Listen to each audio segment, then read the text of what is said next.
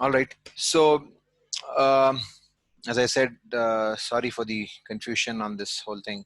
We'll make sure that before next class we have everything set up. All right. So we were talking about uniform flow until last class. So we will just continue a little bit with uniform flow. We are going to speak about a few different scenarios under uniform flow. Um, so before that, what I want to do, because we've covered a lot of territory and I'm not sure if people are following along. So I'm going to set up a poll now and ask two questions. Okay. Two very simple questions and I want you all to answer it. So let me set up the poll. Okay. So you'll see the question come up on your screen shortly. Just hang on.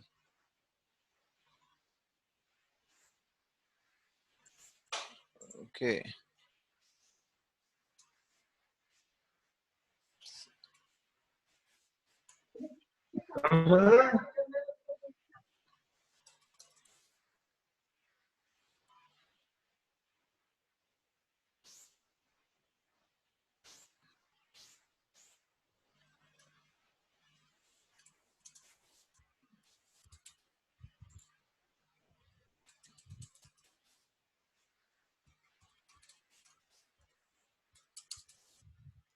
Okay.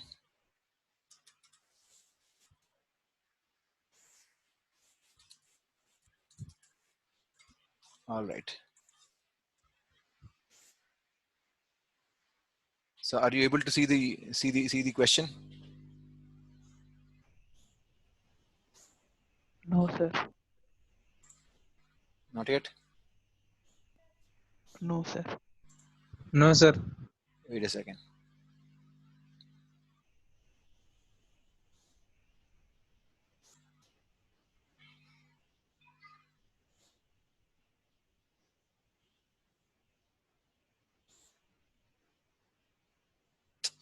I don't know what this is.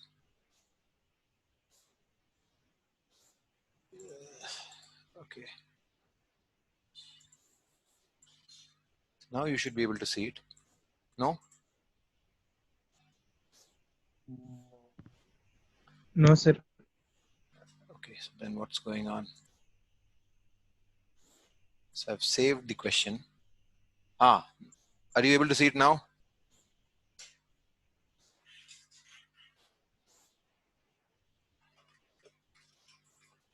Can see it? Yeah, please answer this question. If q square t by ga cubed equal to 1, flow is option 1 steady flow, option 2 uniform flow, option 3 critical flow, option 4 gradually varied flow. I'm going to give you 20 seconds from now.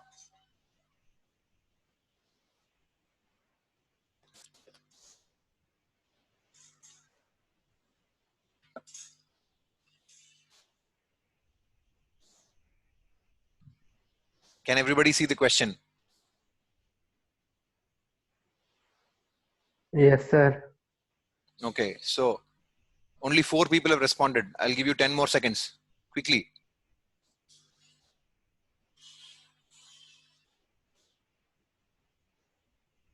So you can't see the answers, right?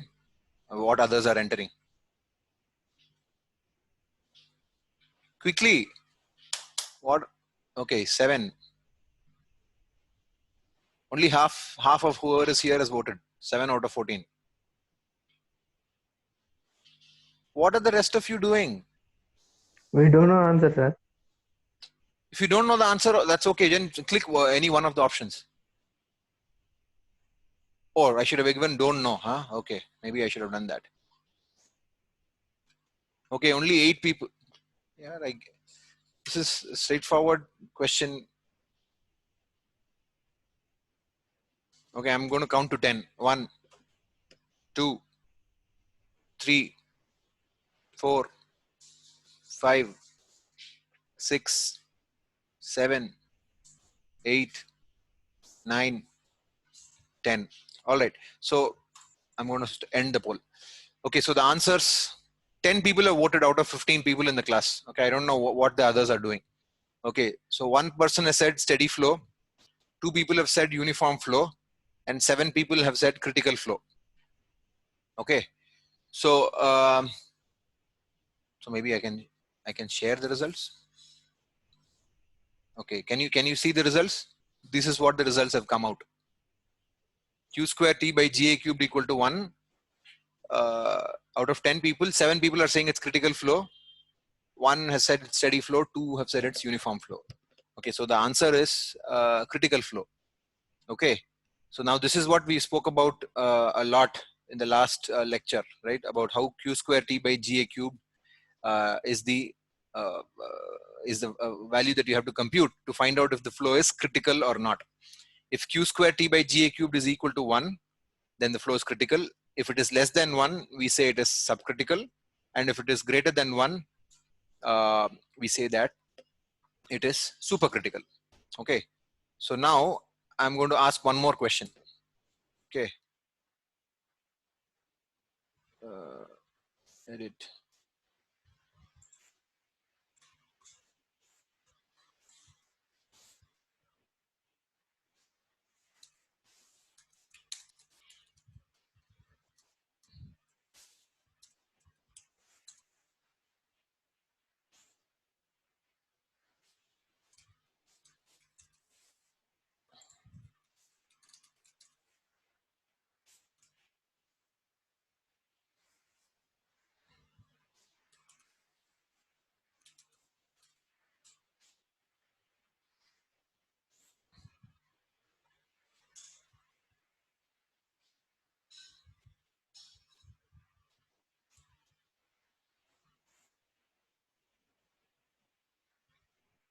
Okay, are you able to see the question?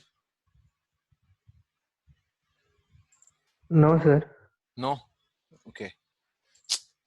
I'm not able to figure out how to do this efficiently. I'm so sorry.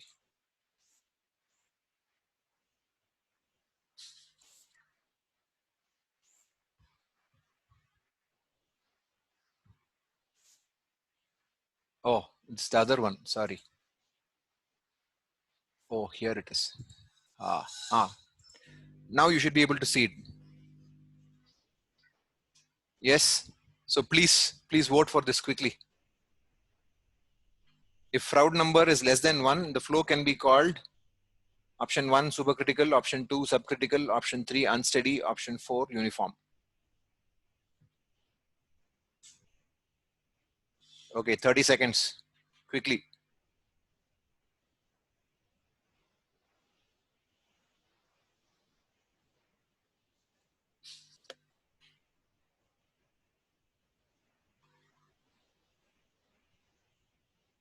I just answered this when we did the previous poll. When I gave out the answers, I briefly said this. So if you've been following, then you will know what the answer is. Quickly, another 10-15 seconds left.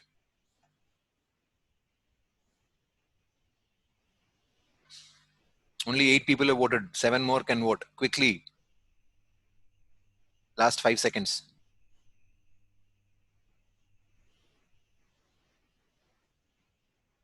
All right. So the polls are ending now. Only 10 people have voted. All right. So please look at the results. Okay. Out of 10 people who have voted, 8 people say it is subcritical and 2 people say it is supercritical. Okay. So now, okay, which means that the majority of the classes understood it. I'm happy about that. But I would like it to be 100%. But that's okay. I mean, so Froude number is, if you remember the previous question, Q square T by GA cube, that is Froude number square, right? So when Froude number square is less than 1, or when Froude number is less than 1, that means the flow is, as I said, it is subcritical. And when that Froude number, or Q square T by GA cube, which is Froude number square, becomes greater than 1, that means the flow is supercritical. Okay, this is this terminology that we use to name it is completely in our control. We can call it whatever we want. We choose to call it subcritical and supercritical if it's greater than 1. All right. Okay, so I'm going to stop with that. Okay, so if you remember, when we if you remember from last time, we drew a plot, right, with what was it? The specific energy E on the x-axis and the depth of flow on the y-axis. So I hope all of you remember this, right? So when we did this, we got a curve that looked something like this.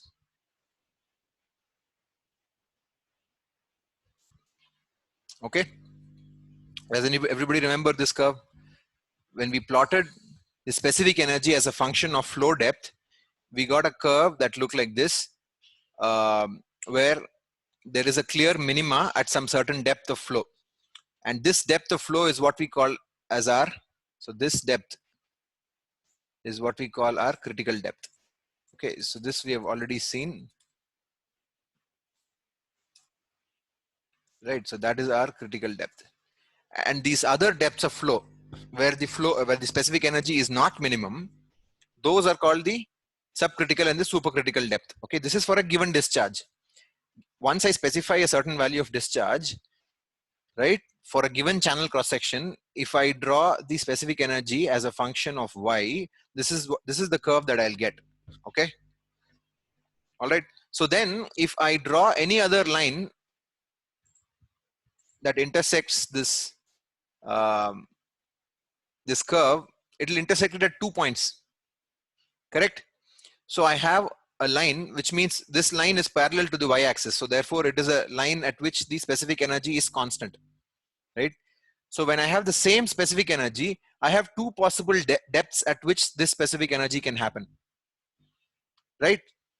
So that is the significance of this curve, that it is telling us that for any specific energy greater than the critical depth or the minimum specific energy, there are two possible depths.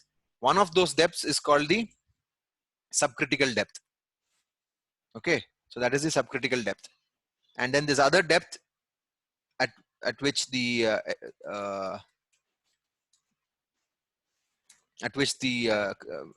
specific energy is, the specific energy is the lower value of depth is called the supercritical depth.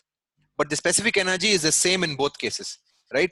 So if you remember the definition of specific energy, it said E equal to y plus v square by 2g,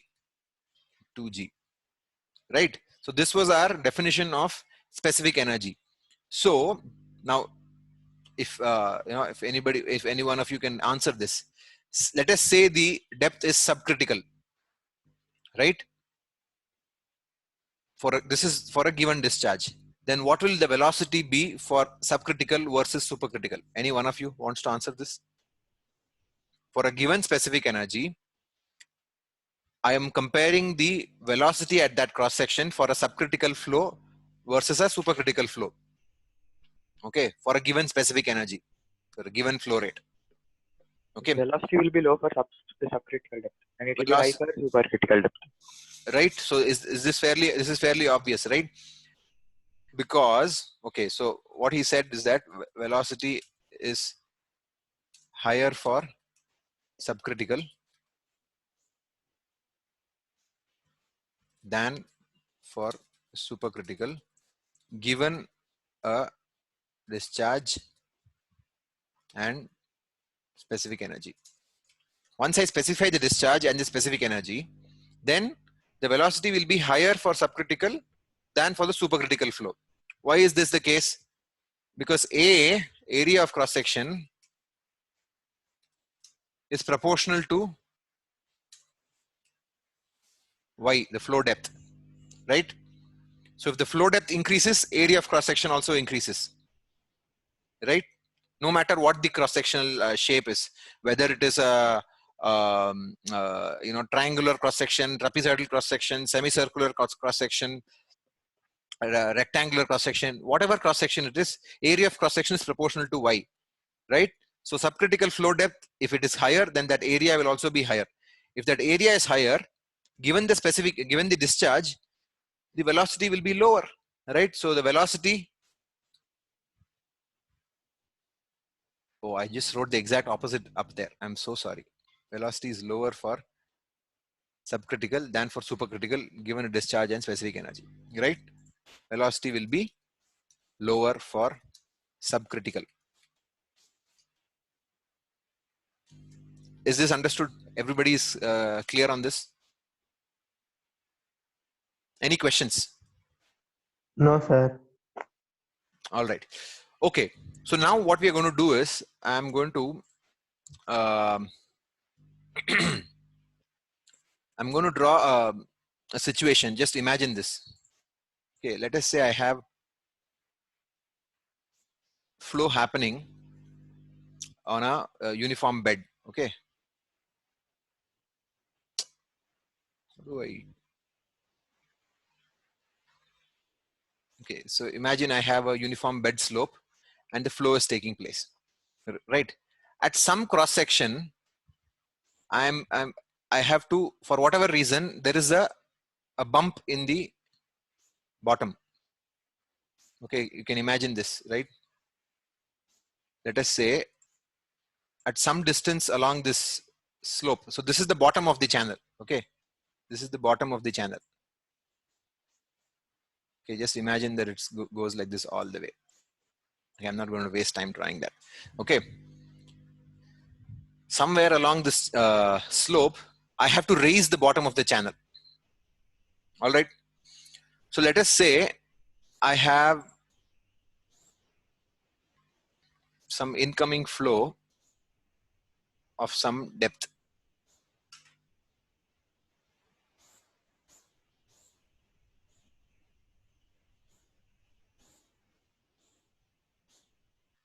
Okay, I have some uniform flow set up in this channel in which the flow is happening at a specified rate, right? Some value of Q flow is happening. Okay, and then I raise this bottom of the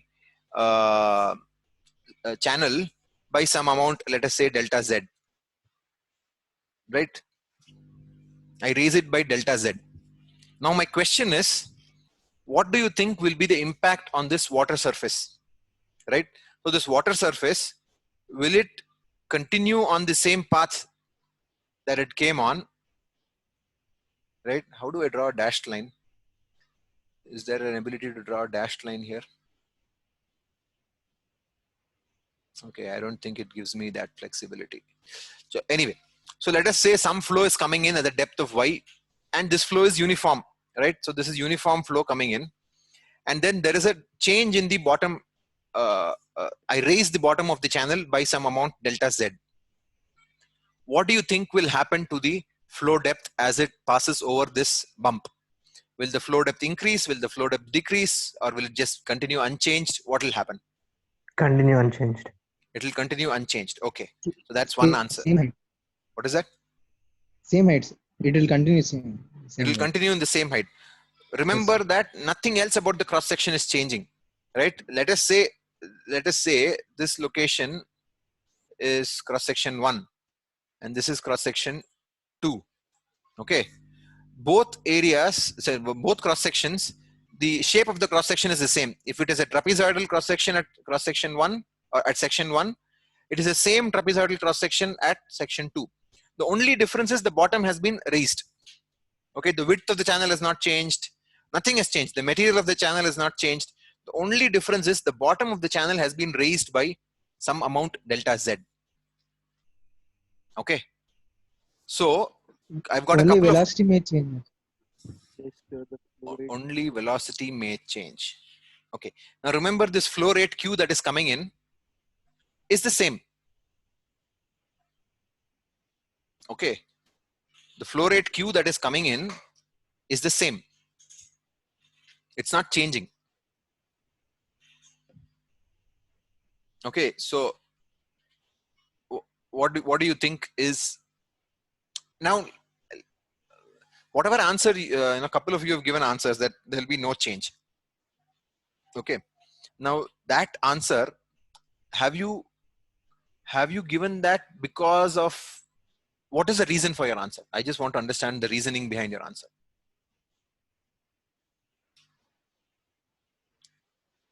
Quickly. Chakradhar, Sir. what is the reason for your answer? Quickly. No, I don't know, sir. I don't Okay, know. so it's a guess. All right. So now, what if I say that let us assume that in this short distance between 1 and 2, let us assume that this distance is relatively short. Okay, we'll assume that there are no frictional losses. Okay, we'll assume that there are no frictional losses between point 1 and point 2. Okay, so what do you think is the only difference in terms of energy between point 1 and point 2?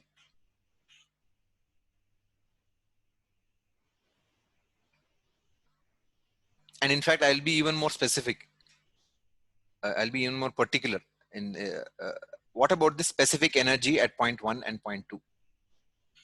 Specific energies. Energy at point 2 is lower than at point 1. Specific energy at point 2 is lower than specific energy at point 1. Does everybody agree with that? So he's saying specific energy at point 2 will be lower than the specific energy at point 1. Does everybody agree with that? It may or may not be, because if there's a small raise, then the cross-sectional area would change, and therefore the velocity would change. One second. This cross-sectional area. What do you mean cross-sectional area? In like at point 1, there's a specific y. Okay. At point 2, there will also be some y, but we don't know what that y value is. So I mean, if that is different, then there'll be some area change. You know, like if I take a trapezoidal cross section, since there's a little bit height increase, therefore there'll be some change in the cross sectional area. No? Okay, so you're saying there'll be some change in the cross sectional area, but when that cross sectional area changes, the velocity changes. If the velocity changes, it can increase or decrease. We don't know. Yes. Right. So now the question is, okay, so now let's look at the statement that he said. He said, what he says is E2 is less than E1. How many people agree with this? Is there a feature to raise your hand or something? Yeah, okay, Chakradhar has raised his hand. Well, you told this, you have raised your hand. If more people can raise their hands. Do you agree that E2 will be less than E1? Okay. Yes, sir. Are you no. What is that? Somebody. Okay, Deepak has raised his hand and taken it down or something. No, sir, that is by mistake. Oh, okay. So you withdraw your raising your hand. So you think E2 will not be less than E1? Yeah, right, sir. Okay, Nischal has raised his hand. Okay, how many people agree with this? Raise your hands quickly. So far, I've got three hands raised. Okay, 2 more people have raised, I think. 3. Okay. So anybody? Okay, so let's say Nischal. Why do you agree? Why do you think E2 will be less than E1?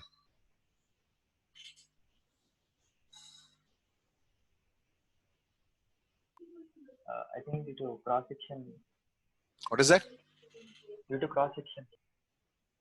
Due to cross section.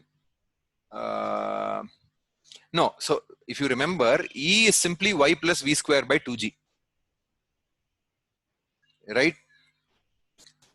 E is simply y plus v square by 2g. It does not have any role of this bottom elevation in this process. Right? But flow is happening from 1 to 2.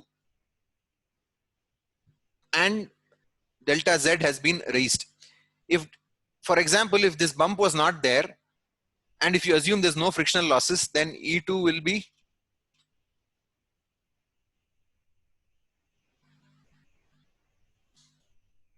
greater than E1. It will be greater than E1. Greater than E1. So specific energy will increase in the direction of flow. Is that what you're saying? Remember, this flow that is coming in is uniform flow. Right? It will be constant, I think so. It will be constant because there is a perfect balance between gravity and, Kinetic energy. okay, you can say inertia. Okay, inertial forces and gravitational forces are exactly, are getting somehow balanced, right? So whatever frictional losses happens, or sorry, frictional losses and gravity, I'm sorry. Whatever frictional losses are happen is exactly overcome by gravity. Therefore, it continues to be, the depth doesn't change, the velocity doesn't change, nothing changes. But Thrust here, doesn't change. right? So here I have raised the bottom, right? So therefore, the specific energy is always with respect to the channel bottom. The channel bottom has now increased. Specific energy, if you think about it, is always with respect to the channel bottom. Whatever the channel bottom is, you measure the depth above that and then add the velocity component, velocity head component. So it will be y plus v square by 2g. Now that I have reduced it, I'm assuming that there are no frictional losses. If there are no frictional losses, then E2 has got to be less than E1. Correct? Okay. So if E2 is less than E1 and the flow rate is the same at both points 1 and 2, the flow rate is the same. That's not changing. That is not changing as a function of time, right? If E2 is less than E1 and the flow rate is the same, can we use this? Okay, I'll go back to the previous slide over here. You see this previous slide with the critical energy, the specific energy diagram as a function of y. E2 is less than E1.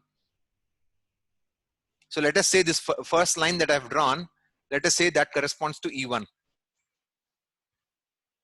Okay. You are now saying that E2 is less than E1. So can I not draw one more line?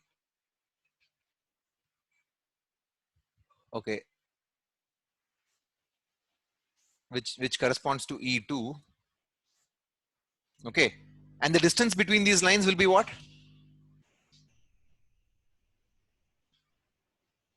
I agree that E2 is less than E1, but how much less? Delta Z. Delta Z. Correct? E1 will be E2 plus delta Z. Right? So therefore, the distance between these two lines that I've drawn, E2 and E1, this distance should be, okay, so let me,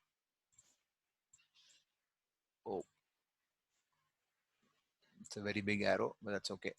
This distance between these two lines is delta Z. Okay. So now you tell me, given this information, how do you think the flow depth at that cross section 2 will behave? Is it independent of whether the incoming flow is critical, supercritical, or subcritical?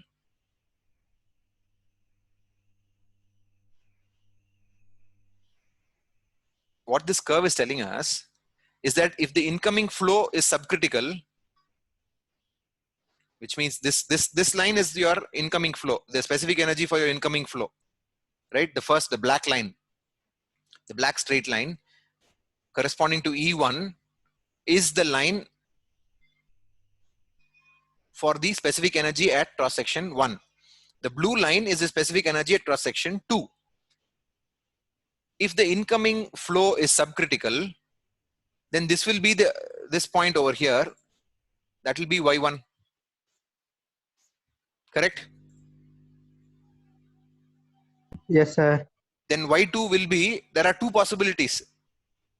It can either be this value or this value. Which one will it be? It can either be the subcritical depth or the supercritical depth. Which value will Y2 be if the incoming flow is subcritical? Subcritical. It will be subcritical, right?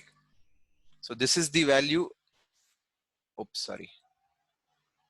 Okay. Oh, I can undo. Very good. Okay, is this understood? If the incoming flow is subcritical, the flow depth at cross section 2 will be less than the flow depth at cross section 1. If the incoming flow is supercritical, so then just look at this curve. If the incoming flow is supercritical, Y1 will be this value over here. right? Then the flow depth at cross section 2 will be higher than the flow depth at cross section 1. Do you agree with this? Or do you understand this? There's nothing to disagree with. It is what it is. Sir, I have a doubt. Yes, go ahead. Sir, why will the change in this flow depth not affect the velocity? I mean, we are still saying that E2 would be less than E1. Aditya, can you speak up a little louder or come closer to your mic? Hello, sir. Yes. Am I audible properly? Yes. Now Sir, it's very clear. why will the change in the flow depth not affect V square much? I mean, we're still saying that E2 would be less than E1, right? So Yeah. if there's a decrease in Y, we'll have to assume that the velocity remains constant. Why? Sir, otherwise, how we can say that E2 would be less than E1? No. Do you agree that E2 will be less than E1? First question. I mean, if there is water flowing from to another point, then there should be a lower energy at the point. No. In this particular case, where there is a bump in the channel, or there is there's a difference in the bottom of the channel. Do you agree that E2 will be less than E1? Sir, I don't know. I have a doubt. Oh, you're not sure if E2 will be less than E1? Yeah. Okay, so remember, E is simply Y plus V square by 2G. Huh. Okay. If there was no bump, okay, then E2 and E1 will be exactly the same. Sir, but if water is flowing from point 1 to point 2, shouldn't the energy at point 2 be lower than point 1? Because I'm not disagreeing with you, but is this the total energy or is it something else? It's not the total energy. It is the specific energy, which is deliberately excluding the Z component. Okay. So if I had included Z in this, then you are absolutely right. Now, the whole point is that whatever frictional losses have to be overcome, gravity is able to exactly overcome that. Okay, and therefore it continues with the same specific energy, Y plus V square by 2G, if it is uniform flow. Okay. Right. So now in this uniform flow, assume that the flow is just uniformly happening in this entire flow, in the entire channel. I'm suddenly introducing a bump in the channel. Okay. So it was uniform flow before the bump. It will become uniform flow after the bump because the slope is not changing and the discharge is not changing. Okay. So it will just become a new uniform flow with a new depth. All right. But it is transitioning from one uniform flow to another uniform flow. That in between transition, we want to understand how the transition will be depending on whether the incoming flow is subcritical or supercritical. That is the essence of this.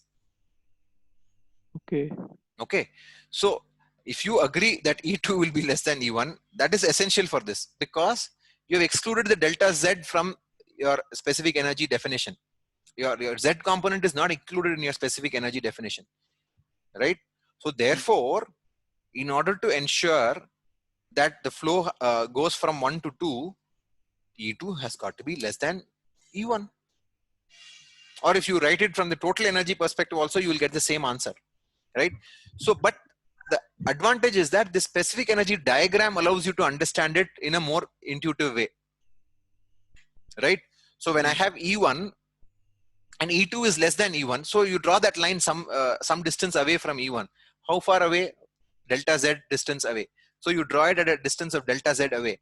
And then you notice that the behavior of your incoming flow, behavior of the flow when it encounters this bump depends on whether the incoming flow is subcritical or supercritical. If the incoming flow is subcritical, the flow depth will decrease. If the incoming flow is supercritical, the flow depth will increase. That is what this curve is telling us, correct? Yes. Is that okay? Is this understood, everybody? No, sir. Okay. Go ahead. Ask your question. Sir, I think we should be drawing line parallel to energy, no? Line E, parallel. because as we move along towards the bump, y is changing. Y. Yes, I, y is changing. so we should be moving parallelly towards parallelly. Like we should increase or decrease y now.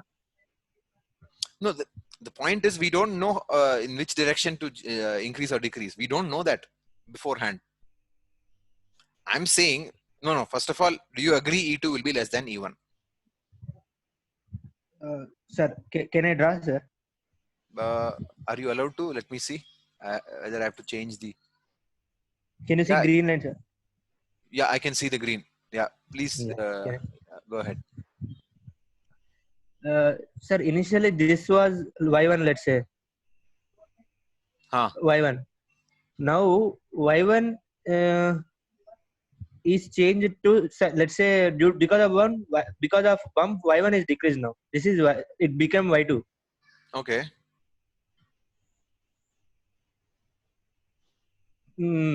Now we are we were initially here. Our energy was here. Let me change colors. That's okay. That's okay. No, let's Our not. energy was here. Now we should be getting a specific energy here. Like that I was thinking. I understand that, but what I'm trying to say is this: that if you move from, but that is you're assuming that the incoming flow is subcritical, and then you have drawn it. What if the incoming flow was supercritical? We can draw the other way too. Shall I draw the other way? Means two cases are possible. Yeah. Can you erase this and draw it? I don't want to.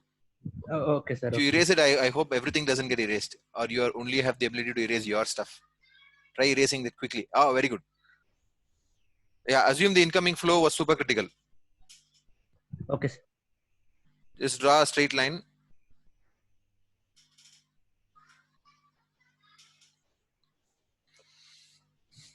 Okay. So are you going to draw y2 below this or above it? Why are you drawing it below it?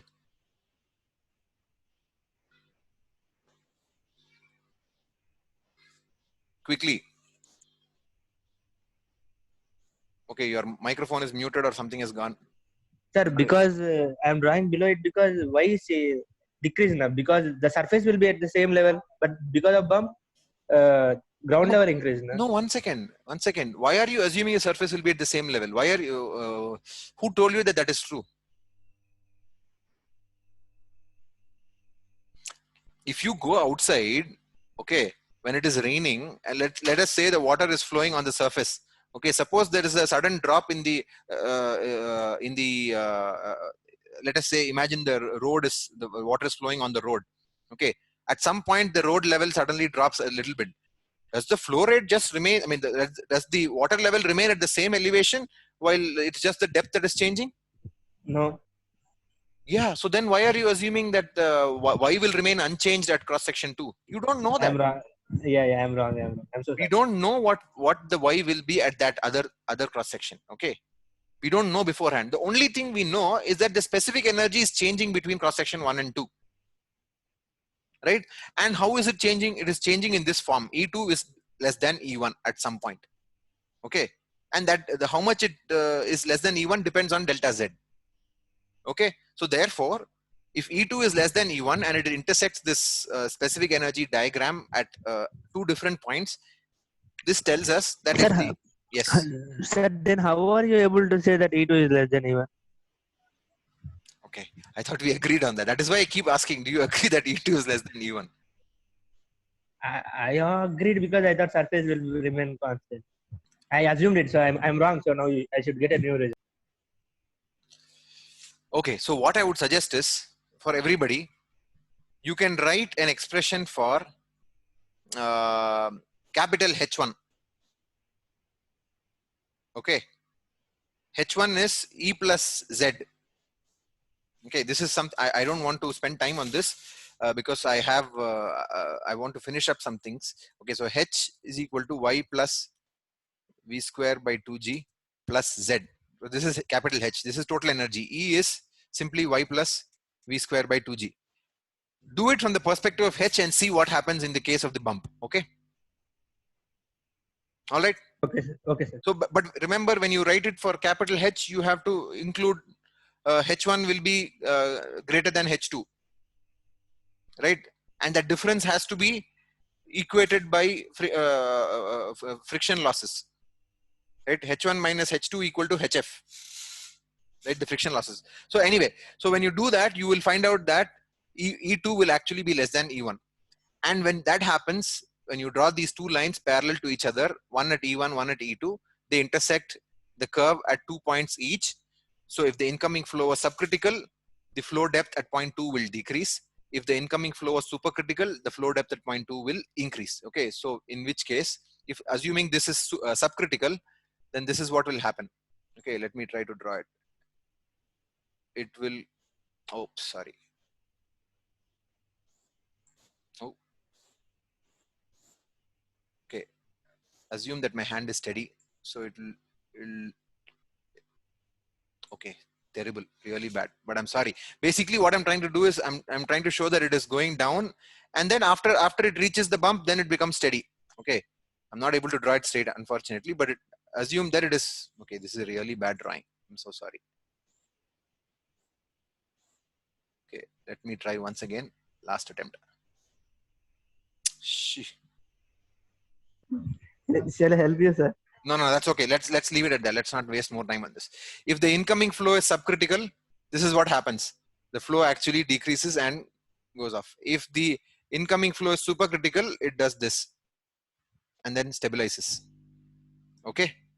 Of course, we are assuming that friction losses are minimal, or we are ignoring friction losses because of the bump. Okay. Now I can ask the very obvious question: is there a limit for delta Z? If you go back to that previous curve, if I increase delta Z, what happens to this blue line?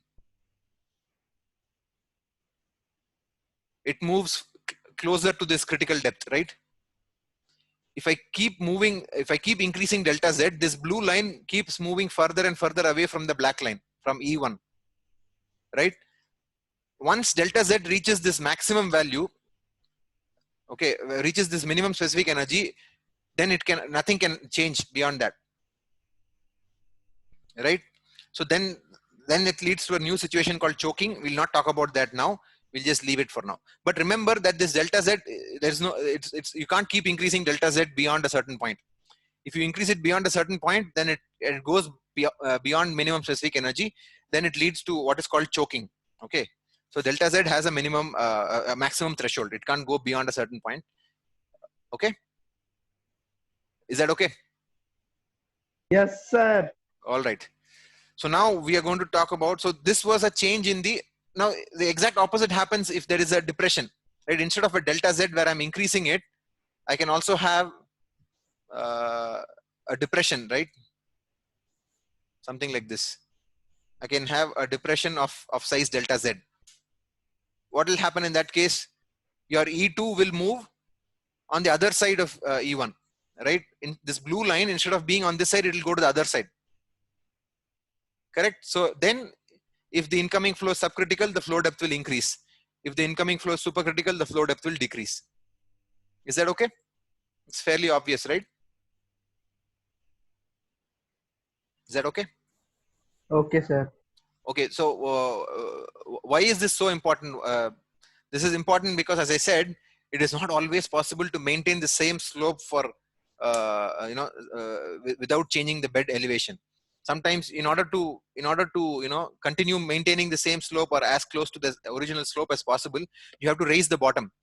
Okay, you raise the bottom so that again you get a nice, relatively convenient slope, and then the floor continues to remain uniform. So in this transition period, from where it goes from this this slope to I mean, the slope has not changed, from this portion of the channel to this portion of the channel, you have a transition from one uniform flow to another uniform flow. Okay, so that's the only difference. Okay, all right. So now okay, I'll go to the next next idea. Now, so far I was talking about a cross section view, a longitudinal view, right, of the channel. Now imagine I have a scenario where this is a plan view. Okay. Okay. Imagine I have a channel in plan view that looks like this. It's coming at some width over here, and then at some point there's a need to have a transition to a smaller width. Okay, so now I'm going to again try to draw it by hand. Just imagine that I have a, okay, assume that it's well drawn. Okay, so here this is a plan view. Okay, plan view. So here I have some, okay, some width B1, and it's transitioning to some smaller width B2. Okay, now I have uniform flow coming in from here. Okay, what will be the impact of this change in cross section from B1 to B2? Remember again that the shape of the cross section is not changing. If it is a rectangle at cross section 1, it is a rectangle at cross section 2. If it is a trapezoid here, it's a trapezoid here. If it's triangular here, it's triangular here. Whatever it is, it's the same. The only difference is the width of the channel. I have reduced from capital B1 to capital B2 at cross section 2. Okay. Now with the same perspective that we have obtained from this previous example with the bump, how do you think it will impact the, what will happen to the specific energy curve? I'm going to draw another specific energy curve over here so that, you know, we can understand it more easily.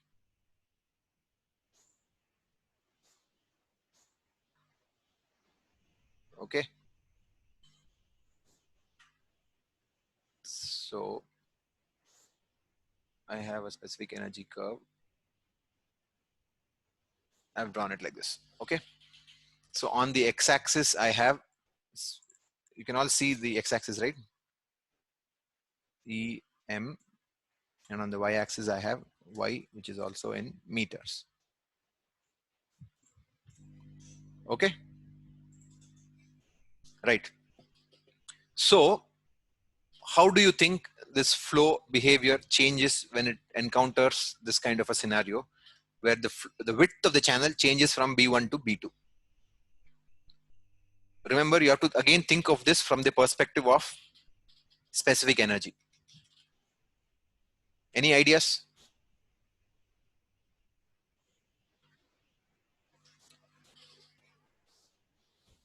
Anybody?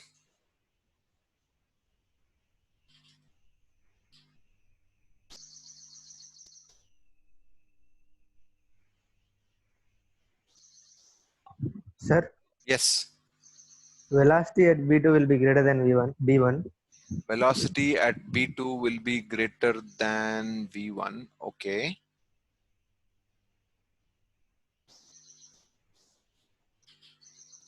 Let us just ask a simple question. Okay. Very simple question. What about the specific energy at E1 and E2? Will E1 be equal to E2 or not?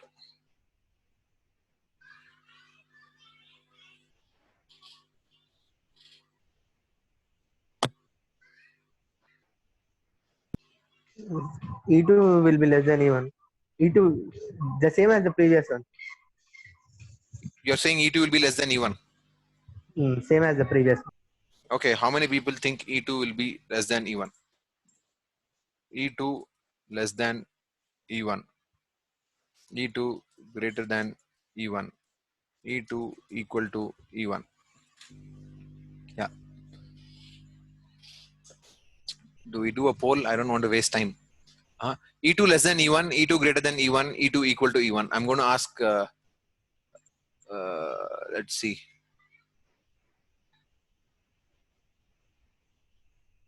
Yeah, the same people keep coming for classes. Half the class doesn't turn up. Okay, Deepak, please unmute yourself and give us an answer. Which of these three options do you think is the answer? Sir, third one. E2 equal to E1. All right. Okay. Yes, sir, I think. Thank you. Ajay. E2 less than E1. E2 less than E1. Okay. All right. Who else? Vamshi. E2 less than E1. E2 less than E1. Okay. Okay, I've got 3 answers. Maybe I'll ask one more. Yashwant.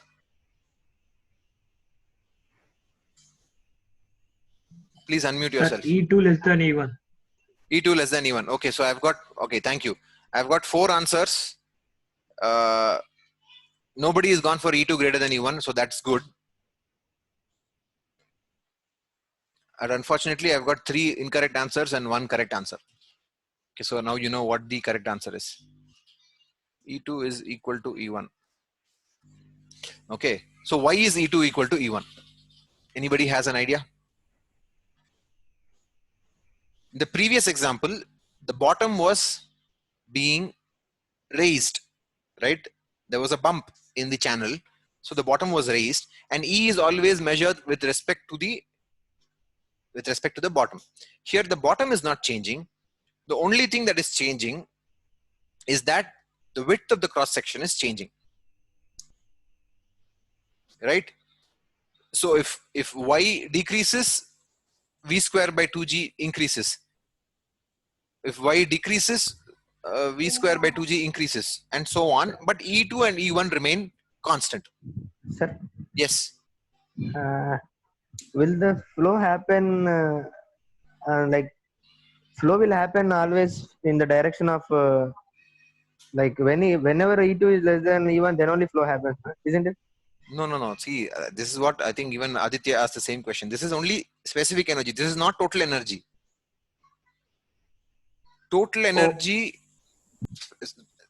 flow happens in the direction of decreasing total energy, not specific energy. Okay, don't get confused between specific energy and total energy. Total energy is y plus v square by 2g plus z. Here z is out of the equation,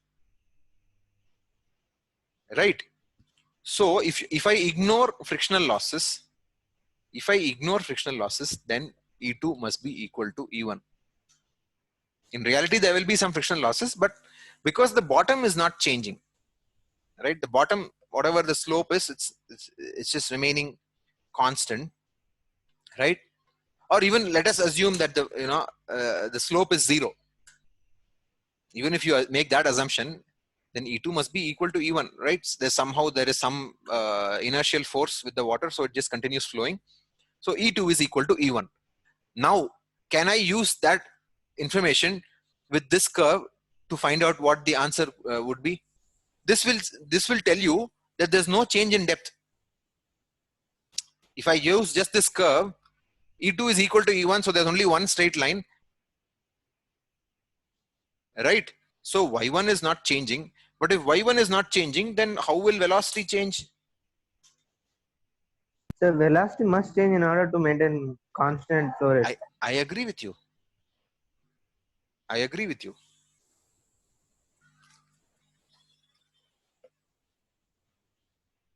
Now here's the thing that, okay. Remember when we were deriving this condition for q square t by ga cubed equal to 1, we derived it for two cases. One was for minimum specific energy and the other was for, we got the same condition for same q square t by ga cubed equal to 1 for 2 cases. What were those 2 cases? One was for minimum specific energy. The other was for Maximum Q. Maximum Q. All right. So now, instead of thinking of it as maximum Q, can you think of it as maximum flow rate per unit width? Right. So what I'm saying is this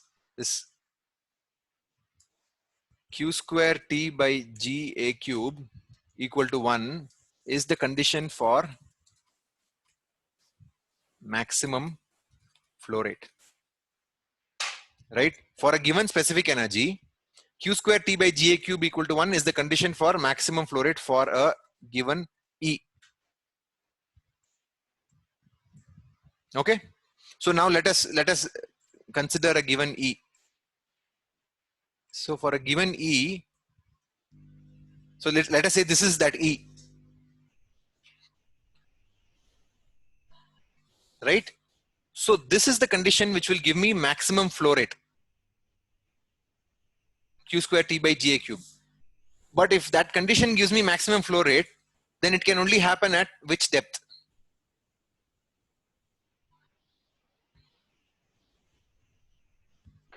Critical depth. Critical depth. Okay. So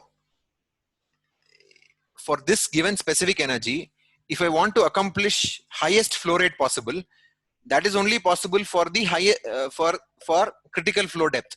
Agreed? This is a subtle point. Okay, I want you to think about this. I'm going to draw this curve again.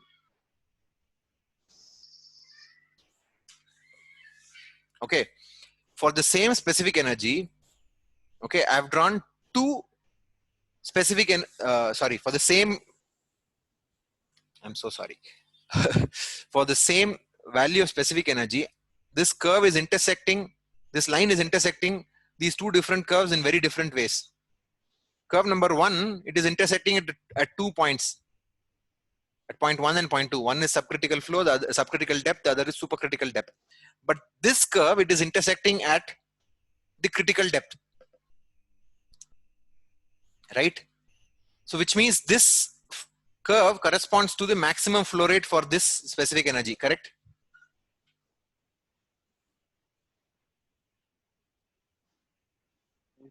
Okay. Is this not making any sense at all? Yes, sir. Okay. So remember, Q square T by Ga cubed equal to 1 is the condition that satisfies two cases.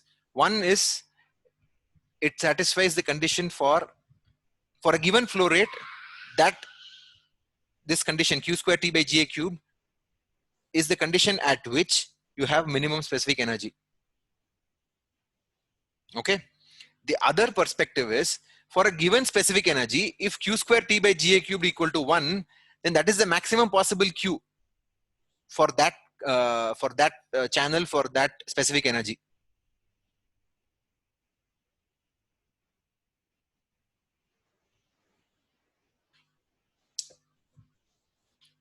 Which means, okay, in other words, if I were to ask you these two curves, let us call them,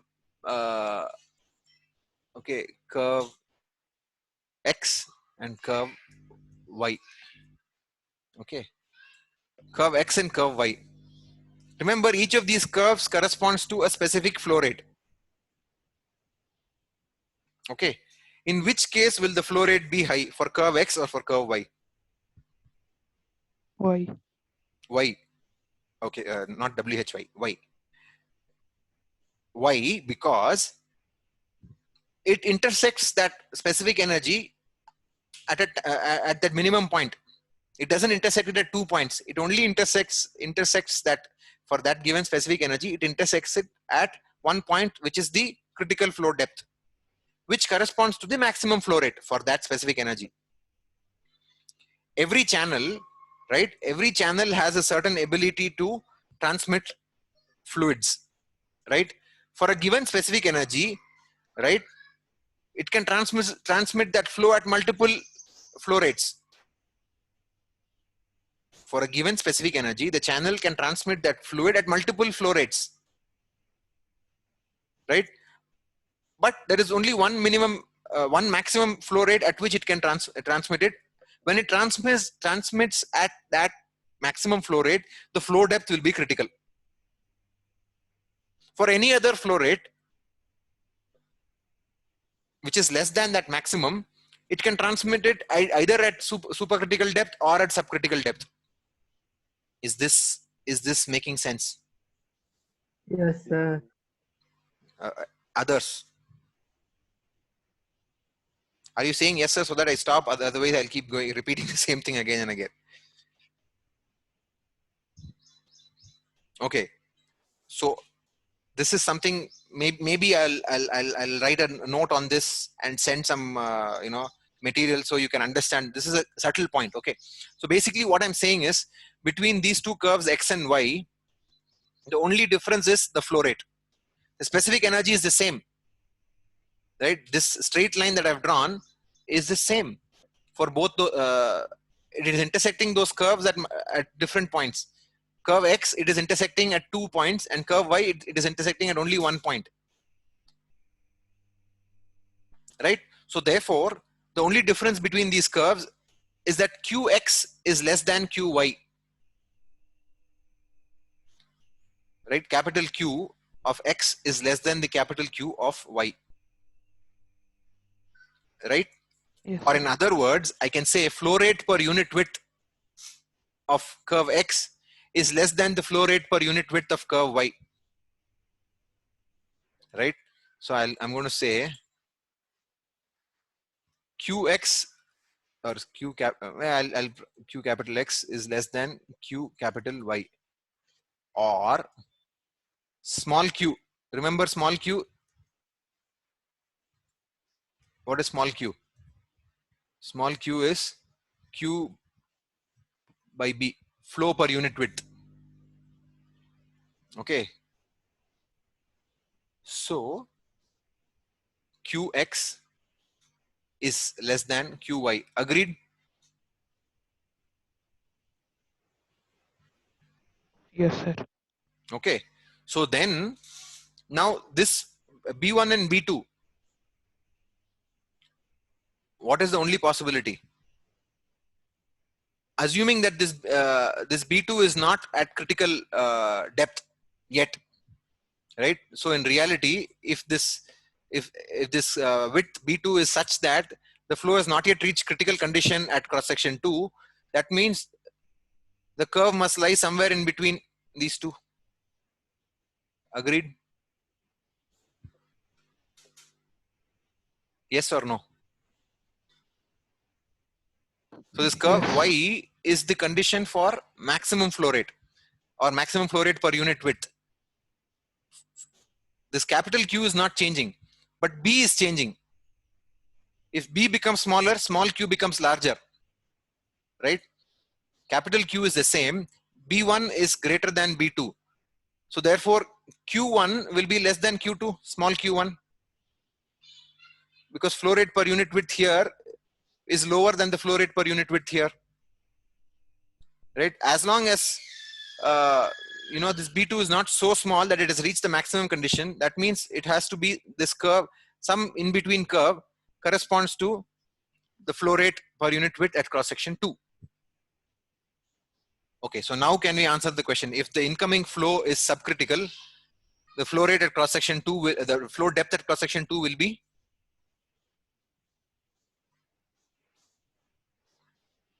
If the incoming flow is subcritical, the flow depth at cross section 2 will be less than the flow depth at cross section 1.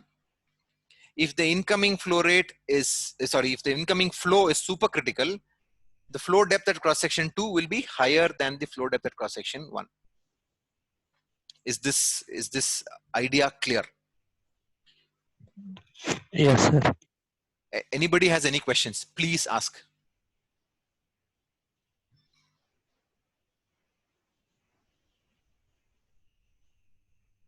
Sir, Yes. now Y is changing now, sir. Y is changing, yes. No, what about velocity? It will change, of course it will change. Anyway, the cross-sectional area is changing, right? Because with B, velocity will also change. Right? So I can reduce the width from B1 to B2, but if I keep reducing it, at some point it will reach this curve Y, correct? At that point, no matter what the incoming flow is, whether the incoming flow is supercritical or subcritical, the flow depth here will be?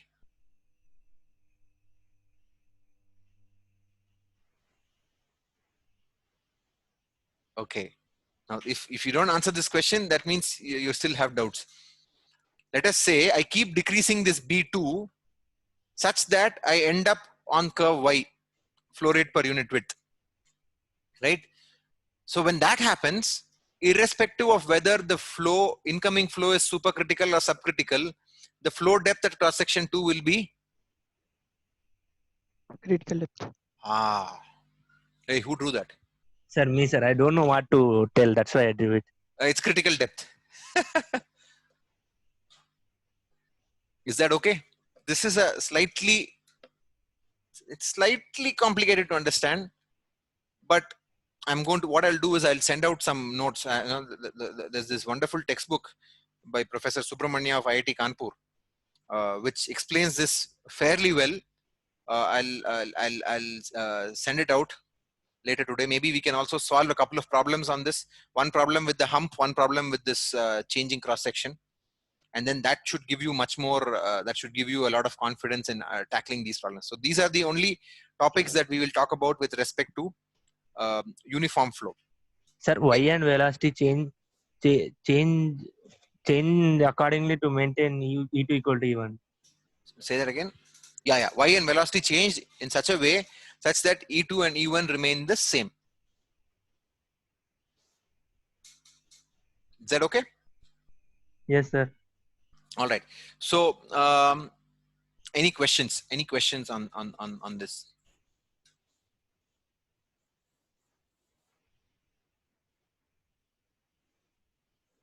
All right. So, I have. Sir? Yes. Go ahead.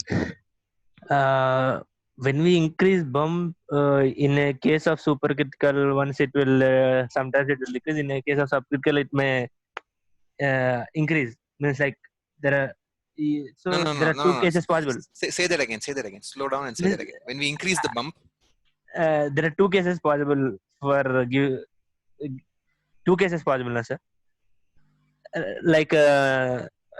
That y may increase and y may decrease.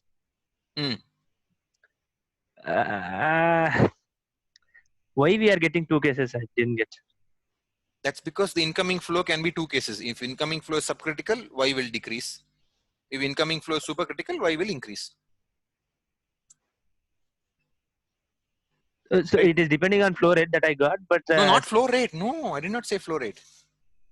I did not say flow rate. All this is for the same flow rate. For the same flow rate, why is it? Why are we getting two cases? Sorry, that was somewhat confusion in my mind. No. That is because, see, we came up with this classification of flow into three types: subcritical, supercritical, and critical. Okay. Subcritical is when you have, for a given flow rate, subcritical is when you have large flow depth and low velocities. Supercritical is when you have low flow depths and high velocities. Right? Both of them have the same specific energy, subcritical and supercritical. Because one has large Y, lesser velocity, other has small y, higher velocity. In different cases, you may end up with, so that is why you have that Froude number v by under root gy or q square t by ga cube, Froude number square. That is what allows you to tell whether the flow is critical or subcritical or supercritical. Once you know that, right, we don't know beforehand whether the incoming flow is supercritical or subcritical. If I tell you that, okay, this is the flow rate, this is the cross section, this is the flow depth, you can very easily find out whether it is subcritical or supercritical or critical. Then if I say that there is this change in the cross section, that there is a bump in the bottom, okay, of a certain height, 10 centimeters, 20 centimeters, whatever it may be. Then you are able to say that if this incoming flow, given that I know it is subcritical, then this is how the incoming flow, the flow will change because of this bump. If I know that the incoming flow is supercritical, then I can say, oh, this is how it will change because of this bump. Okay, so because the incoming flow can have two conditions, therefore the outgoing flow can also have one of two conditions. If the incoming flow is subcritical, there's only one possibility. If incoming flow is supercritical, there's only one possibility. Okay. So it's not that there are four possibilities. Oh, sorry, it's not that there are two possibilities. Once you fix your incoming flow, the flow at cross section 2, there can be only one possibility. Once you know what the condition at cross section 1 is. Yes.